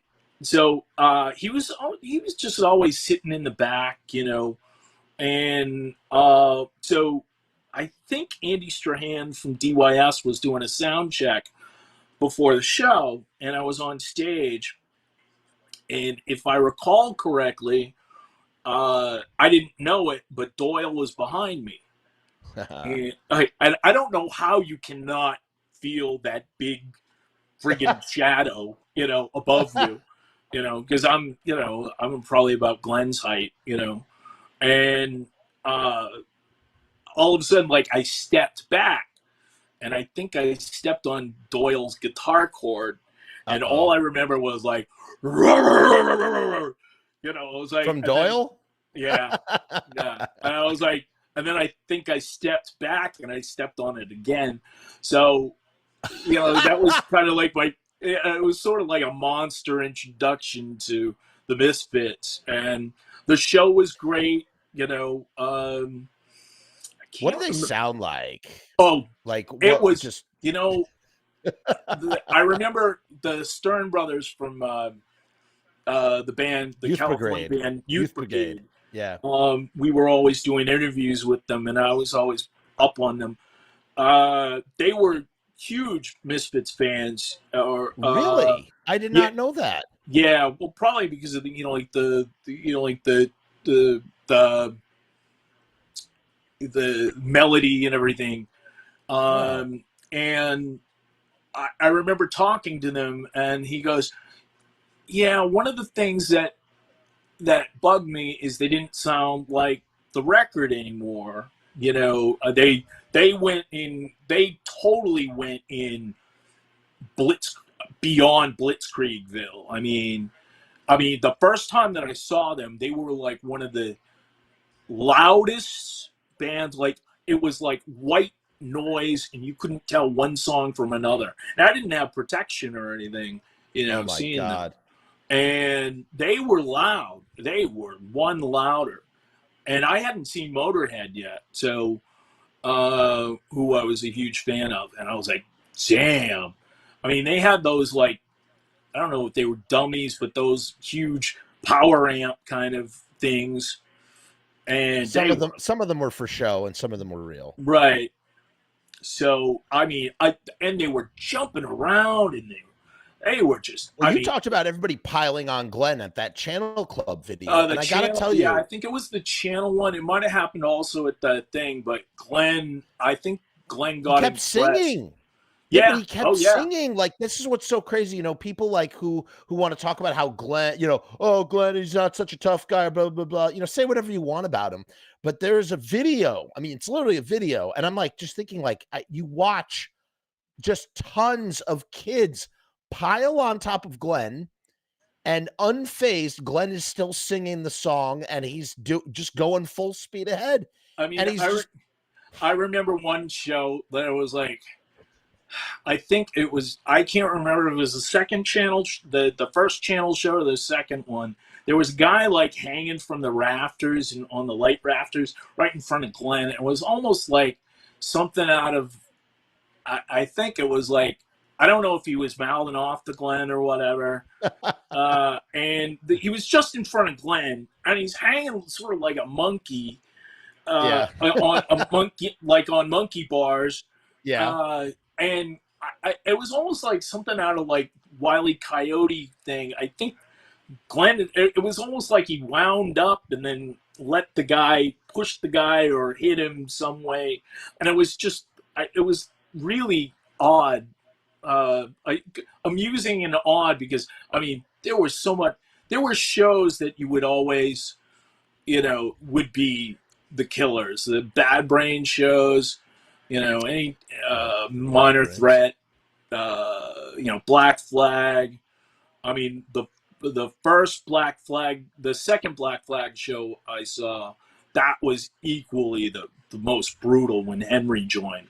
And Dez was on second guitar, and that was where I met Spot, the producer. So wow. I really love Spot. Spot's a great guy. I mean, I've only met him once. That's a guy who I'd love to friggin' just chat with and pick his brain. Because and I don't. I mean, I always like that. What was it? The German pressing of Earth AD. Earth AD. Yeah, but I think that's where they lost when it was being transferred. Oh yeah, they don't have those.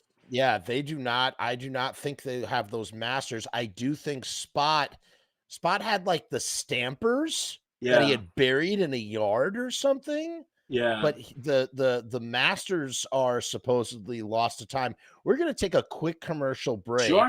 Because we're at 41 people. If you like this content, please make sure to subscribe to the channel, like this video, leave a comment. I want to thank Chris again for spending his time and chatting. Thank you. So thank awesome. you for having me, man. Oh my God, you rule. So we're going to take a quick commercial break. I just want you guys to know a little bit about the Patreon and what it entails. It's a 3-minute video, and then I'm going to shut the fuck up about it. How about that? Instead of going on about it endlessly. So let's go to the commercial real quick. Hey guys, what's going on? It's Jeff. So I've decided to make a Patreon. What is Patreon? I don't know how to define a Patreon. Let me look it up. Patreon is a membership platform that makes it very easy for creators to get paid for the things that they're already creating. I want to do it full time. I want this to be my full-time job. In my efforts to make that happen, I've set up this platform. Is it going to work? Is it going to be successful? I don't know, but I would rather try and crash and burn than not try at all. The goal is to create enough passive revenue so that I can continue to do this full-time, uninterrupted. Why? Because I love to do this. I love creating content. I love making videos. I love shooting films. I love doing podcasts. In case you couldn't tell, I love to talk and I never shut the fuck up.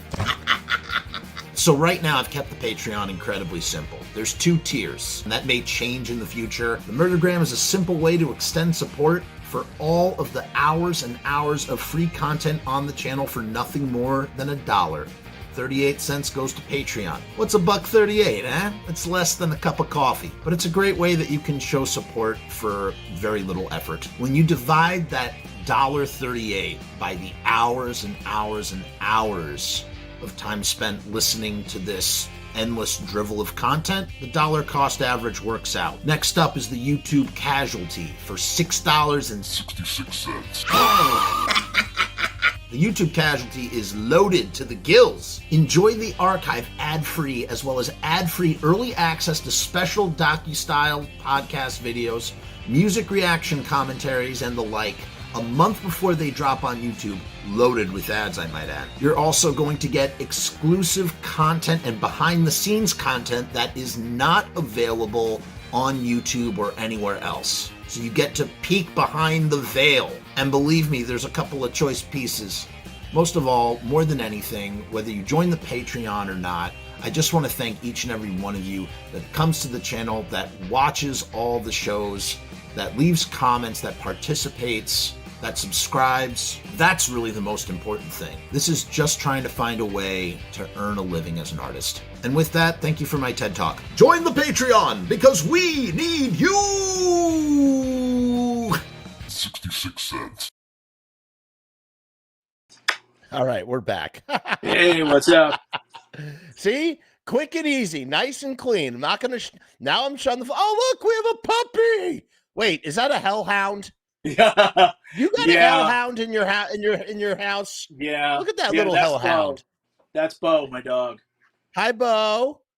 Oh, I love dogs. What kind of dog is that? The It's a Shetland hellhound. sheepdog or a mini collie. Beautiful, So, beautiful dog. Beautiful dog. Yeah, he just had his birthday. So happy birthday, Bo. Yeah. How old is Bo? He just turned 6, so beautiful. He's very well loved all around. I love hearing that, man. Yeah. Oh, he's really very popular on YouTube and yeah. So I had to show. Look, you're getting a shout out, Bo. Bow to the Broken says shout out to Bo. Yep.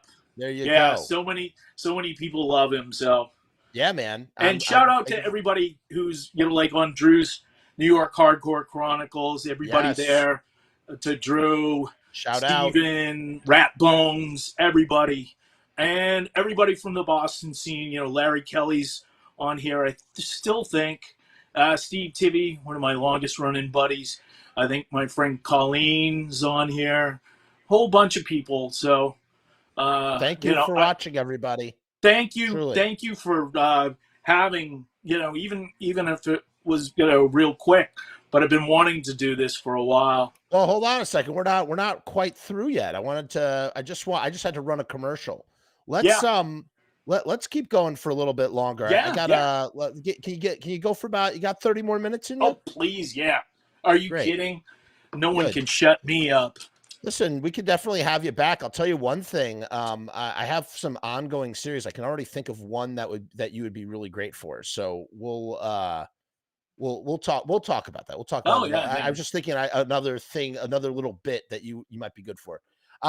So what were we talking about before said commercial? We were talking about we were talking about the brothers from Youth Brigade, how everything sounded differently. Everything sounded like white noise. It was crazy. The shows are crazy. Glenn is holding his own Ballad of the Broken They Mention. They were just insane on. I couldn't, especially when they got Robo.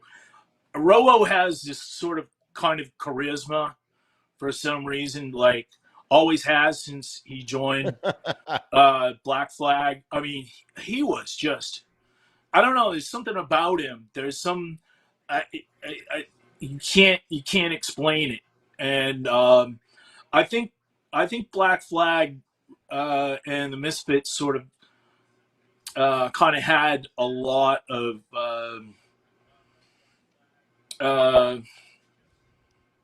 I don't know.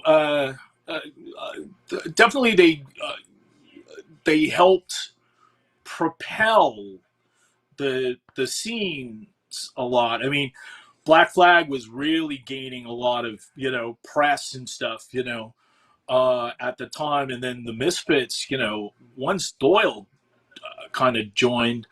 What happens? What happens when Doyle joins? Because look, we got a lot of records with Bobby on them. We hear how things sound with Bobby, and then Doyle joins the band. What, in your opinion, as a fan, I could tell you what Tony Matura, as I said to you, he saw them with the Misfits at Irving Plaza in 1979, and then all of a sudden, freaking, he comes back for the Irving Plaza show in 1980 with Screamin' Jay Hawkins playing. Yeah. And Doyle is there. Oh my God! I know. Could you imagine? Seeing Screamin'? No. Oh, that would have been something else. See, one of the first guys that I got influenced by was Bobby Boris Pickett, who did Monster Mash. Yeah, Monster Mash. So I had the pleasure of introducing him here because I worked with a lot. Strangely enough, I've worked with a lot of horror companies here, building haunted houses and haunting in them. So this was before I, kind of like, this is much later, but after I came back from LA, and then I started working on, I didn't have a band at the time because I had been looking for one. And so I knew I had to get on the internet right away when I had been using CompuServe back in the late 70s. Not as much as I'd want, but I learned about it. This was before Mosaic, the first browser, and all that stuff. So I was well versed with a lot of stuff, but I knew I had to get online. And I started working with some other bands and writing movie reviews. And that's how I found Devilman kind of thing about because he had already because I wanted to do a page about something and I wanted to do something maybe about one of the Boston bands, but some of them had broken up with the exception of Gangrene. Gangrene's always probably going to continue. Shout out to Chris. I hope he's doing well. So I really wanted to only invest time with bands that I knew, and the ones that I kind of knew intimately or as much was, beside Misfits, Samhain, Danzig, was a band called Discharge from England. Shout out to those guys. So, and they were one of my first influences too. When their first EP came out when I was in high school. I had just seen the Dead Kennedys, for the first time. And a lot of the people that were at this show at Emerson College, which was wild, a lot of the people integral to creating the Boston hardcore scene were at that show. And we all remember those who were there, and of course, I think it was Boys Life played. I think the Outlets too. You have a pretty good memory, man. I got to tell you, I'm really blown away by the stuff you remember. I'm surprised with all the alcohol I would later imbibe. You didn't pickle your brain that bad. Yeah. How about this? What about like so what about Jerry? What was Jerry? Because when we think about Jerry today, we think about like, hey, how you doing? For the kids, Jerry's kids. I mean, I have nothing. What about that? That? Doyle's just seen. Doyle is Doyle to me. I think. Yeah. He's gracious. Despite the, like the thing. I haven't seen him on tour. Was everybody so wait a minute. So when they do finally come to Boston and you've the myth has preceded them of what's happened with the guitar. Doyle, are people like sort of like look like, yo, that's the guy who did the thing? Like, are they because the record was very popular. I don't know if they still, I can't remember at that time if they were, if there was much fanfare, and then there were always, like these slagging stuff that, they would compare them, no offense, to Kiss and stuff like that. Yeah. I never got that. I always understood where, like the black leather jackets, the old 50s, the horror movies of the time. So I understood it. No one ever kind of got that, when Metallica covered their songs, I would be dating these, like metalhead girls, and they were like, "Oh, Metallica does it, like better," and I'm like, "Well, you don't understand the way they're recording it, There's a big difference, and also, and most, Metallica and all those guys were all listening to Discharge, the Misfits, along with, like Diamond Head and everybody else Angel Witch maybe, and all those. What about when they broke up? What about when the Misfits broke up? Like, what do you remember? What was it? Just like, was it a shock to all you guys up in Boston? Like, what?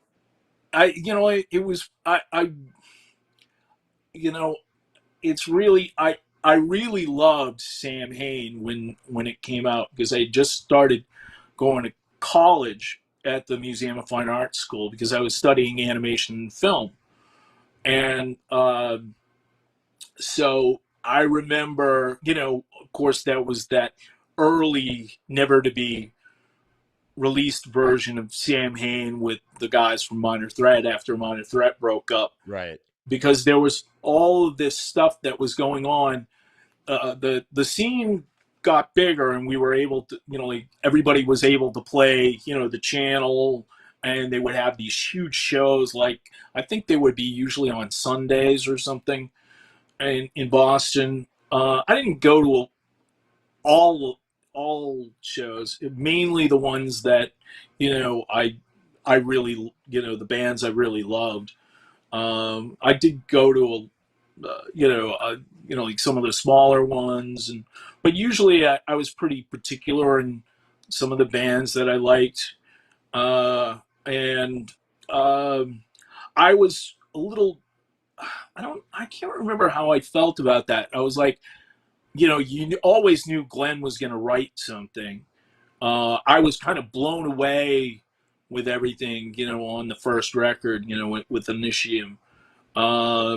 And then like the culmination of November Coming Fire. How would you describe Samhain? Let's say I've never listened to, let's say I don't know anything about post-punk music, and I've never listened to, maybe I know the Misfits, but like, how do you put, because I think Samhain is like just such a unique, crazy, weird thing. Well, I really love that some of my favorite times are definitely the maturation of Samhain, and then that lead up to the Danzig moniker, because I think they were supposed to be signed as Samhain, but I think it was Rick Rubin who decided that, like, much like using Billy Idol with just the Idol name in it was sufficient. I could be wrong about that, but Samhain was not fast. Style. I mean, there were things, obviously, I remember there was certain pants you had to wear or something, black pants or something to be in the band. Only Steve could talk to Lyle. that. Hey, Yeah. Steve. Yeah, well, that was the thing when Lyle and Brian Baker were on board to start it. I guess they weren't sort of part of the. I guess they didn't get the memo or something. Maybe they were not down. They were not down. Yeah, I it's been with my band. Like, I said, just keep it strictly simple, all black. With some of my band members, and like one of them, some people almost want to we play Misfits, Samhain, Danzig material, and and some of the people just want to fight that, or I don't know, they just don't get it. Some people don't, but Lyle made it all the way up to that first show. He was there, and DYS was there, and I think so. You'd have to ask John or Dave Small. Hi to both of you, Andy Strahan too, and Steve called right before you came on. Steve and Ross. Called. What was that? Right before you came on, Steve called from the. Yes, I saw. Yeah. Oh, you saw that? Yeah. I saw Steve at he played Danzig played Hampton Beach with COC. Nice. COC's been a long time. Yeah, I saw COC open up for Danzig from the times. Yeah, well, even like early days. I remember their first Rip Reed. Just I don't know. Samhain was really I found fascinating because I was a huge Joy Division fan. And, yeah, you told me. You said that. And it's so funny that Hookie, the bass player of Misfits, has the Chris Starr Samhain's Danzig skull on his arm. Yes. Yes. I was like, this is Peter Hook. Peter Hook is his name. Yeah. Yeah, he does. He is down with Samhain, which blew me the fuck away. The first time I heard, The Howl or something. Has he ever talked about that, by the way? I don't know. I would love to ask him, man. Oh, my God. I mean, Joy Division really was one of the first bands, beside maybe The Clash, for me.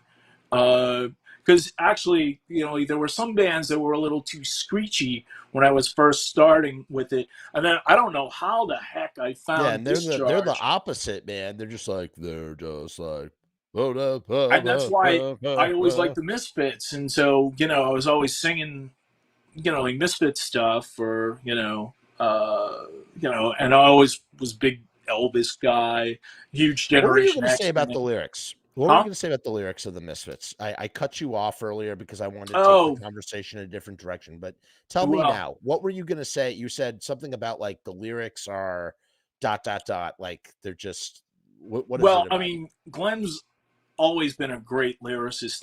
Even with I mean, my favorite song by them, the Misfits, meaning I think is "Die Die My Darling." It's one of my favorite ones to do live anyway. I think my band members don't like it much because it's like, and like I want to do like Cough Cool and we do She. I love Cough Cool. I want to do all the really underground stuff,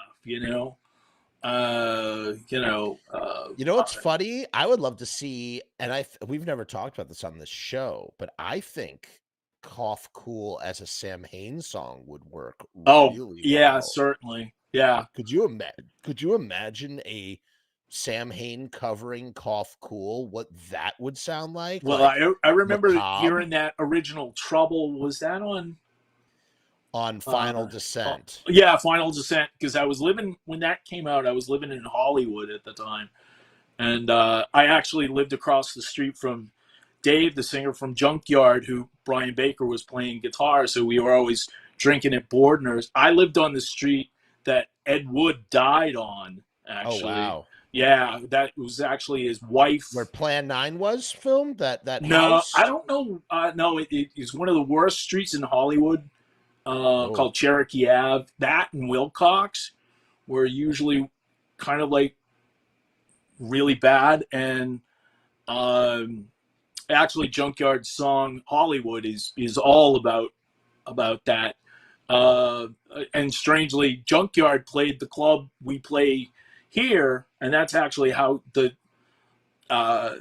Sadly, we didn't open. I was so ticked. And I hadn't seen Dave. We traded words over Facebook for years and everything. But I always Junkyard and Brian Baker's one of my favorite guitar players. I mean, he's awesome, man. He's awesome dude. I mean, the guys just like brilliant. Minor Threat were brilliant, and then the scene really changed because people started coming into it and causing violence, and that's why a lot of us and then there was this anti-backlash at the time, like they had the Chips episode, the punk rock with the famous band that's sort of like Fear called Pain in it. The singer is what's his face, the actor who's in The Devil's Rejects, who's the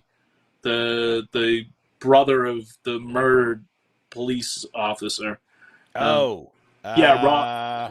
Is it Robert? Yeah, no, I know who you're talking about. I don't know his name. Yeah. Well, exactly he's the vocalist of Pain. That was like one of the first.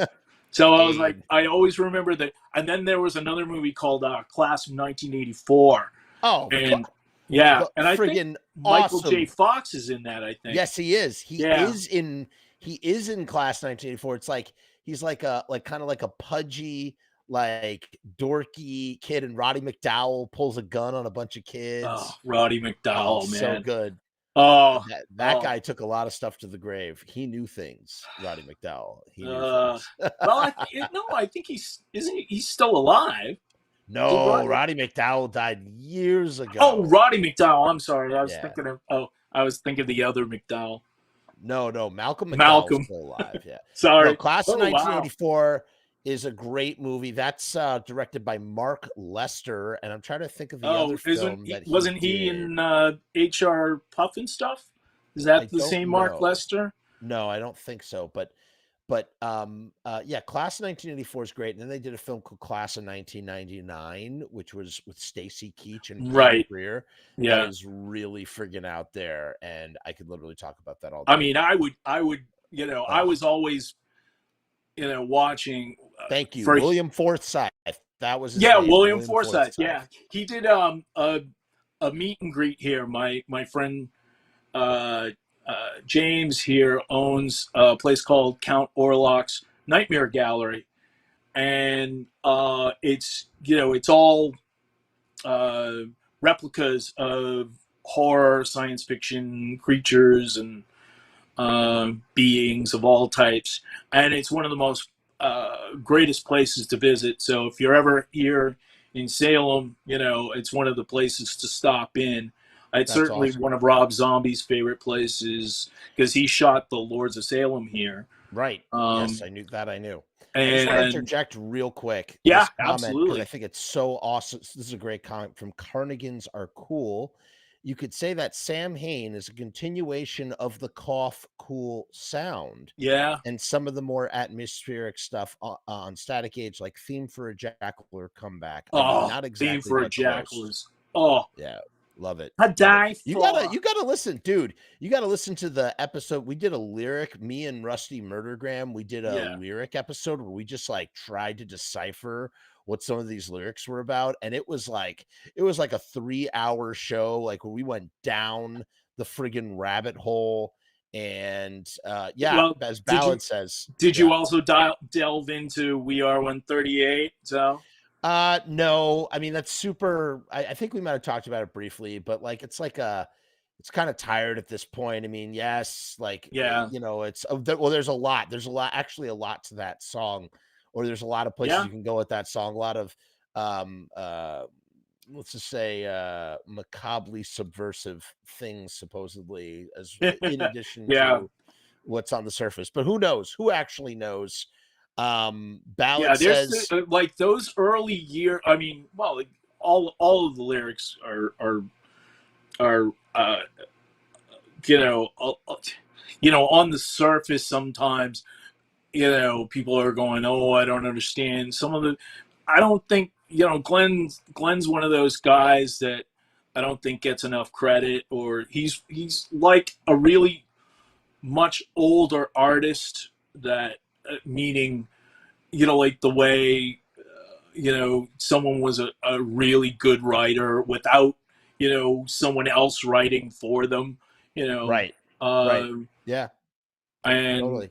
And he's well read, and he has concepts. Some people don't understand any of that, and some of it, it's sad that it's kind of like missed out. Some people get it, and some people just want to enjoy the stuff and just get off and just take it on face surface and not think about what's underneath. Like probably one of the biggest revelations that I had from the episode, and we really do have to wrap up. I'm going to wrap this up, sure. But I'll finish with this. One of the biggest revelations from that episode is this idea that hybrid moments is really about moments of pleasure and pain juxtaposed together. So it's not so much writing about a movie. And again, total conjecture, but what we finally took away was that it's really just about the idea of juxtaposing a moment of pain and a moment of pleasure at the same time, a hybrid moment. And I thought that's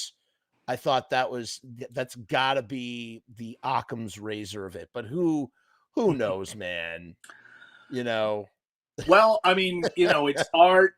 Everybody can take out of it what you will. Yes. I agree. Yeah. I'm just, I'm really looking forward to Glenn's new film. I want to see. Oh yeah, it's going to be great. Well, I want to see if he can. I tried to get Veronica here in Salem during, October, but I was unsuccessful. The cinema that we've played in, we actually closed last year. Oh, and now it's just about to reopen, and now with the not permanently closed, just permanently close, but somebody bought it. A family, I believe, bought it, and it's called Cinema Salem. That's awesome. And I would really love to see if anybody could help to see if Glenn would like to see if he could